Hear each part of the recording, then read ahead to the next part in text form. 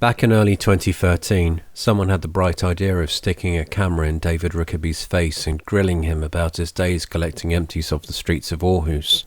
The documentary aired on Danish television that May, and in the months that followed, this homeless Yorkshireman scraping a living from bottle deposits became something of a local celebrity. No sooner was he spotted writing in the corner of a cafe than a crowdfunding campaign to raise the funds for publishing his novel was up and running. Next, there was a radio interview followed by another short film. David's presentation to a packed audience, which included, and I shit you not, the mayor of the city himself, was certainly the high point of a campaign which raised a total of £4,000, give or take. With Bloody Fields set for a mid-March 2014 release, the author dared to dream that things might really be looking up. His good mood was not to last. Excuses degenerated into delays which petered out into eerie quiet. The publishing deadline came and went. He wouldn't have believed it if you told him, but David still had 8 months to wait, a further 8 months smiling through gritted teeth at the same goddamn questions. Come the end of November, injury was piled onto insult in the form of hundreds of books printed blindly from some old unedited draft. There wasn't an awful lot David could do now but attend the signing and smile for television. Sure, the funders got their copies and his novel would be available from a national bookstore, just not in anywhere near the state he'd paid for. There is, of course, more to the story, but it's not for me to tell. Nevertheless, Bloody Fields received a favourable review in the local paper, so its author struggled on coming up with new answers to those same goddamn questions. Later that year, David's vagabond rituals were featured as part of an anthropological installation at Aarhus's Moesgaard Museum. Television asked him back. The topic, however, was his homelessness rather than his writing. Meanwhile, help had been brought in, so by last Christmas there was not only the correct version of Bloody Fields available in paperback and ebook, but also the remaining 2 novels in the Northern Lights trilogy, each with its cover painted by an old Dutch friend who I'm sure we'll drop in on later. 2016 began well with David giving a talk on literature and masculinity at the University of Copenhagen, appearing in the magazine of the capital's literature festival and releasing Heltress, a collection of 50 poems to celebrate his 50th birthday. It was back in 2006 that I interviewed David about life on the streets of Denmark. 10 years later, he's off those streets and people are reading his books. He'd be the first to tell you that that's the start.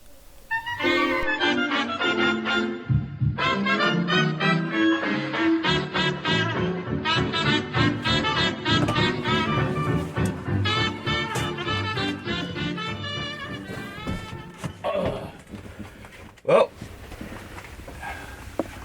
it's not a 3-room apartment, but it shows how beats sleeping in a pavilion.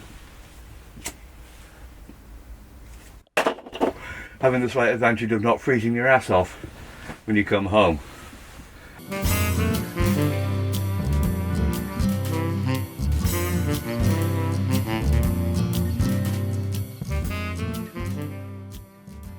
For the last couple of years, David has been a poverty walk guide, giving groups a glimpse of Aarhus's hidden side. His groups aren't usually as small as the one today, but then they generally aren't this intimate either.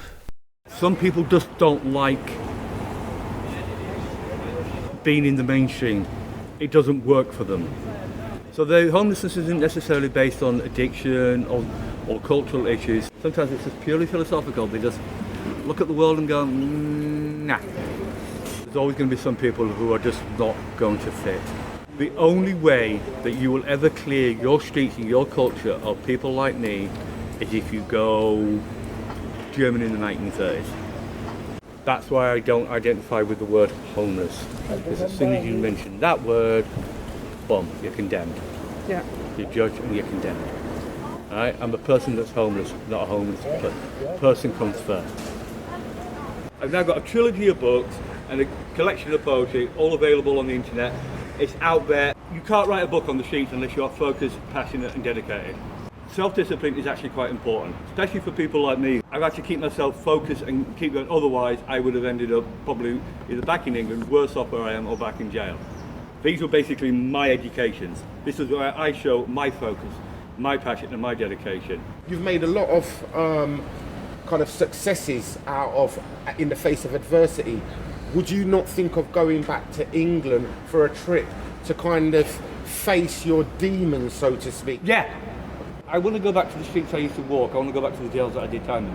Because I think that is going to be the final completion. I'm at a stage now where I'm I'm comfortable enough in myself and who I am at the moment to know that I can go back, I can face it, and it's not going to drag me back, right? Journalist in an interview said, has anything like changed like in your thinking over the last few, while you've been doing this? I said, yeah. He said, people are not as big as assholes as I thought people were. And the thing is, I'm not as big an asshole as I thought I was. Sometimes that's the problem. You get it in your head that you're the bad guy, always the bad guy, that you're never you can't be the good guy. You got that in your head, the rest of it's pointless, right? You're screwed.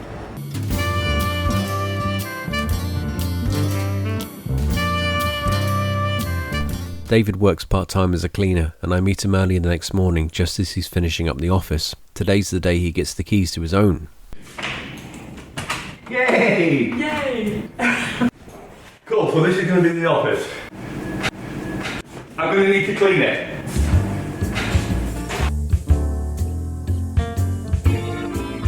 David wrote his Northern Lights trilogy in the Central Library, but that's since been closed down and replaced with a colossal new culture centre on the other side of town. We go pay our last respects to the old place. Seeing on my first writings, sitting in the archive section down in the basement, scribbling away in notebooks, pen and paper, doing it old school, getting all my heartfelt passion and stories out, trying to tell my tale, understand who I am. Turns out I was a bit of an arsehole, to be honest. Not a nice man. That's where it all began. My office for years. And now it's closed down.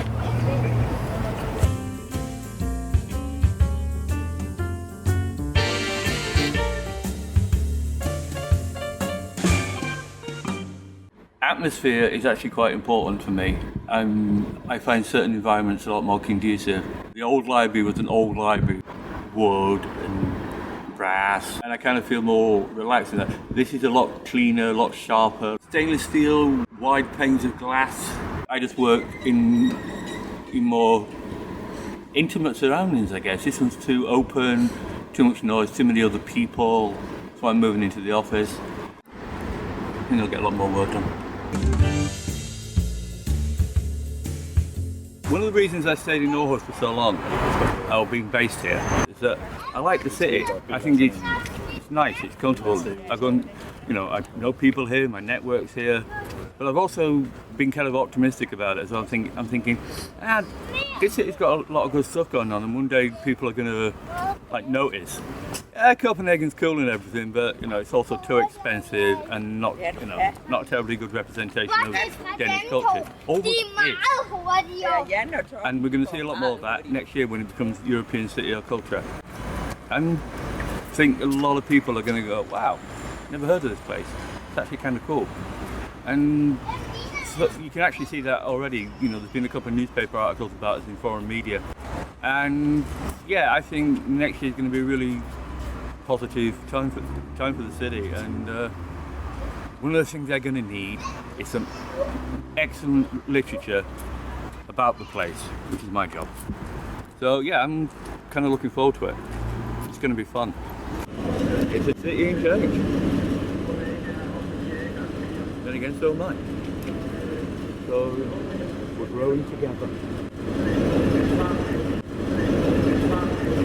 But we were done looking to the future for now. It was time to go back to the past, to the island, to Samsø.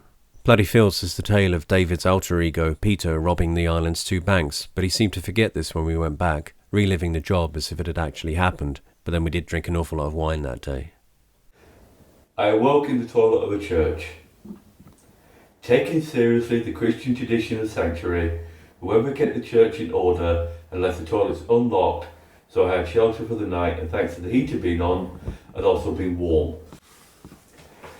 Inadvertently, I have basically replicated the opening of the book. Though I must admit, I kind of hope for crashing on the beach. It'd be nice under the stars with a bottle of wine. I'm getting back in touch with my roots here.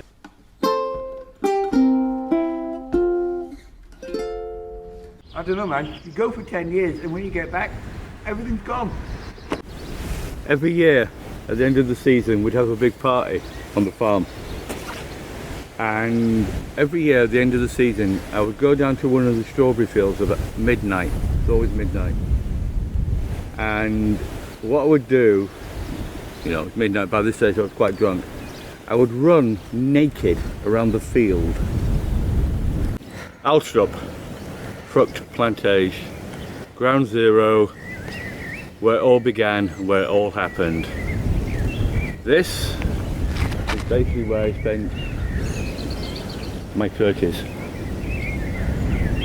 every summer, and quite a few autumns as well, working on the apples. Benches out there, kitchen full of people, campsite at the back, apples now, but strawberries over there and over there and over there. Yeah, I guess I must have spent cumulatively at least a couple of years living just in this one place. Damn. Most of what I am now, and pretty much most of who I know and all of what I've written, has basically come out of what happened here. This island, this farm. A lot of ghosts. Mostly because there's a lot of bodies buried in the field. Right. They don't seem to be home, so I'm gonna leave a copy for them anyway.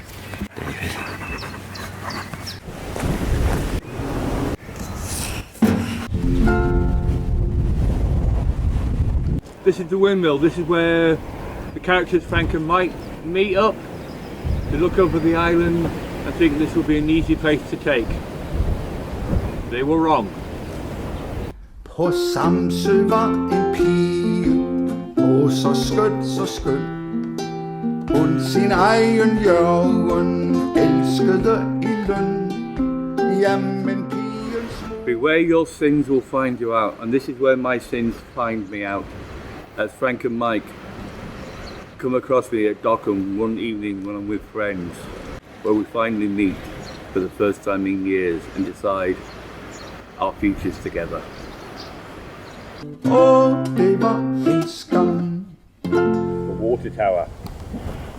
This is where I got the band back together. The Robbery supergroup, where we shook hands and made plans. I distinctly remember it being bigger than this.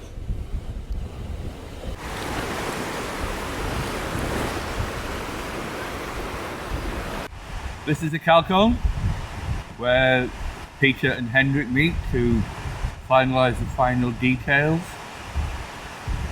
Quiet, remote. Thankfully the island's a big place. There's a lot of shady nooks and little corners where people can meet discreetly. Remember, the whole book is basically trying to organise a robbery when there's a bunch of people who aren't actually supposed to be hanging out with each other. Nothing to see here, officer. Move along. Jørgen drog sig fire i den grumme krig, for sin mø at stride eller ligge. Eating an ice cream. I put underground ice in Norbu, the scene of my great diversion. Thing is, if you're planning a robbery, you kind of want the police not to be around. So, the plan in the book is basically create a diversion at the furthest end of the island, which is Norbu. And also not only create a diversion, but give me an alibi. A lot of people knew that I'd done time for robbery in the past. Banks get robbed, they're going to go thinking, David, where were you? So I was like, hey dude, I was up in Norbu eating an ice cream. Alright? Had dinner over there, came here, had an ice cream, and all of a sudden there was a big bang, smoke came billowing out of the garbage, and the police and the fire brigade turned up. And when they turned up, all of a sudden the alarm started ringing in Tranbere. But Tranbere's like 18 kilometres away. 3 cops on the island in the middle of summer. Tranbere's naked. Right? Bunch of guys rock up with shotguns. They're good. People were taking pictures of the fire. I talked to the waiter. I was in Norbu. I was fucking 18 kilometres away from the robbery, had nothing to do with me, proved different. Innocence is not the absence of guilt, it's a lack of being able to prove guilt. Her skal endnu høre, hvordan brevet lød. The heart of the island, the heart of the book, the heart of the story. Banks. That's what it was all about. That's what brought me here. And that's what I used when I was writing about here. Here we are, on the side of Jyske Bank. One of the main scenes in the book, where Frank and Henrik did their thing. While I was out, being Machiavelli, pulling the strings, organising it all,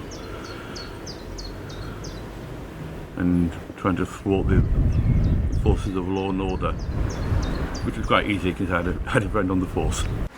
One of the cutest police stations in the entire world, run by a part-timer, but you know. Not everything remains the same. This used to be a bank, the VG, it's now a clothes shop. Chose it for the second job because it's on the way out of town, and once you pass here, you're out into the sticks really. Come down from there, cycle up to here, do the job and disappear out the back. Simple as that. No great sophistication required for a small town bank robbery. Point gun, get cash, get gone. På Samsø var en pige, så skøn.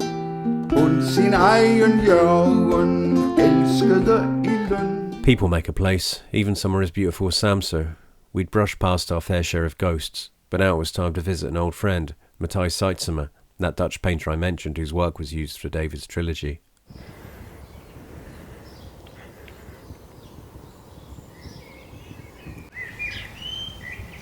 Apparently people are fairly superficial and they need a pretty cover for the book. You've got to have some kind of connection to the actual story.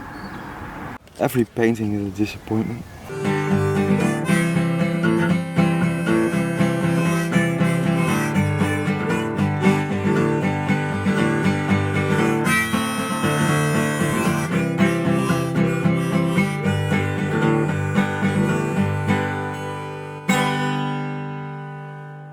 Yeah, I dropped out of art school when I was about 22. And I moved to England and moved around in Europe until one summer I ended up on Samsø, which completely changed my life in different ways. I met the mother of my children, I met a lot of friends, and I met Dave. But we were not friends like right away. We met later in the streets of Aarhus. I had a studio there. We used to have coffees together and talk about art and poetry and life in general, and drinking loads of coffee. It's this painting that did it. It inspired him. When Dave asked me to do a painting of his book, I was very happy to do it. You know, it was basically a natural thing to do. I know Dave's story, I know his books, I know his background. We know each other for more than 10 years, maybe 15 years, I don't remember. And I painted this picture, and it kind of sums it all up. It's when I met Dave and I first came to Samsø, probably we fell in love with the same kind of thing. These green hills, it's kind of innocent, you know. We kind of come from partly rotten societies, you know, where people live like rats, and you know, you come to Samsø and you see the farmers in their blue overalls, and you know, the whole thing is they're kind of innocent. The girls with their dresses, and you know, it's kind of a proper hideout, really, for a criminal. With the fresh green hills, which is really impressive when you first come to Denmark. Yeah. Right? Yeah. It's just like a thing Danes don't see anymore. Yeah, that's the thing of it. You know, that's why they need us sometimes. It's just like to show them what they got, good and bad. You know, sometimes you don't appreciate the good stuff, and sometimes you don't see the bad. The thing about coming to Samsø was what in Alcoholics Anonymous they call a geographical. basically going to a different place, thinking everything's going to be different, that you're going to be different. Yeah. Doesn't happen. You bring yourself with you. You're bringing everything with you. You bring it into the new place. You told me about the painting. I got an idea, and and I realized it didn't paint. And there's nothing much more to it. Kind of a blurry vision, and it's there. It can either be disappointing or it can be just hitting the nail. Yeah, he's basically every Danish girl I ever knew pulled into an incredibly corrupt and homicidal police officer. You got the cow and calf rocks from Ilkenmore, which is where this is supposed to be. Yeah. Alright? You got the city in the distance. You can see that they're together, but there's no intimacy there. I mean, this is the third book in the trilogy. By this stage, the relationship has got some history behind it now. Yeah. They've kind of worked out where they are together, and there's definitely a connection, a deep one, but it's not an intimate one. We ain't in West Jutland now. We ain't in Samsø now. We ain't in Aarhus now. We're in Leeds. That's my home. Happy ever after? Happy for who? That's me.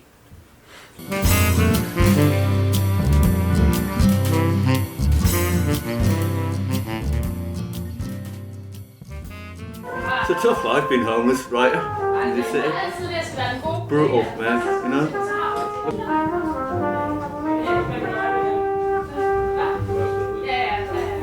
When I started this whole project, I was collecting bottles, living in a hut, not eating terribly well because I wasn't earning a great deal. But things have moved on. I made some films, I finished the trilogy, got some poetry out, I'm working on other stuff, I'm now working, I've got some cleaning jobs, I'm back in the system, I'm a taxpayer. I'm living in a caravan, I'm hanging out with people here, I've got projects and plans for the future. It's all good. It's all good, man. One of the projects I'm working on is I'm actually now going to form a company, and I've got an office. These are the things I've had to work my way up to. They don't come natural to me. They don't, that kind of blatant, egotistical self-publicity thing. Not really me, because I'm quite modest. I have to be modest. I have a lot to be modest about. So that's the next stage. Get the company going, get out there, get in touch with people, and no guarantees, but at least if it doesn't all work out, at least I can say I did try. Yeah, that whole kind of desperate homeless thing isn't really working for me anymore. Sometimes the Danes could do it, maybe lighten up a little, So, that's your lot, folks. I'll leave you with a heartwarming montage of David with friends at a barbecue. As he said, he's starting a company. Also, my ex's mother has knocked out a bloody field script and is, I believe, punting it around Vancouver. I left David in as positive a state as I've ever seen. He's got work to do and schemes to juggle, but as far as I can tell, none of it involves pointing a shotgun at anyone. But then I've been wrong about him before.